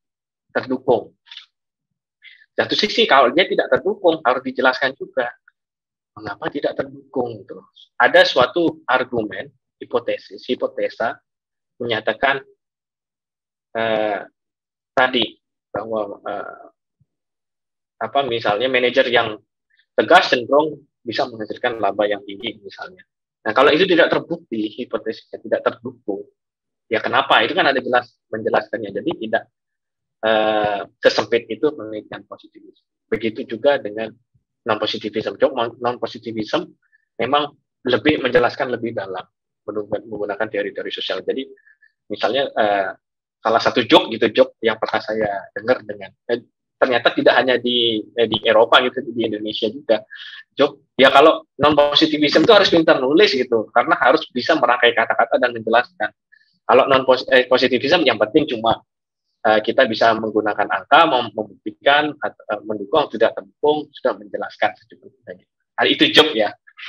Jadi tidak sesempit itu. Begitu Bu Ica. Saya lihat pertanyaannya juga banyak sekali ya. Mudah-mudahan bisa direkap panitia. Beberapa menarik pertanyaannya, cuma mungkin waktunya saya nggak cukup ya. Mudah-mudahan di yang bertanya itu hadir di sesi-seri selanjutnya yang dari yang relevan langsung ditanya pembicaranya. Dan mereka orang-orang yang sangat capable untuk berbicara. Ya. Pak Kogi, terima kasih hari ini sudah memberikan pengantar filsafat dan juga pendekatan penelitian dari akuntansi dan bisnis. Kita gambaran umum atas beberapa paradigmanya. Jadi sebetulnya yang bisa saya simpulkan adalah dalam sebuah penelitian itu pertanyaan yang paling penting itu justru sebetulnya bukan apa dulu pendekatannya, tapi sebetulnya bagaimana paradigma itu terbentuk, bagaimana paradigma penelitian itu terbentuk ya. Ini karena waktu sudah maghrib, sudah azan juga kalau di Jogja ini posisinya sekarang. Mohon maaf sekali kepada seluruh peserta yang mungkin pertanyaannya belum bisa terjawab, akan kami diskusikan, mungkin pertanyaannya akan kami rekap. Dan mungkin juga karena ini ada beberapa series, ada 7 series, masih ada 6 series berikutnya, mungkin pertanyaannya bisa ditanyakan kembali pada seri berikutnya. Baik, saya kira saya cukupkan diskusinya sampai sini, saya kembalikan pada pembawa acara, Mbak Lasmi Chandra Soeharto. Terima kasih.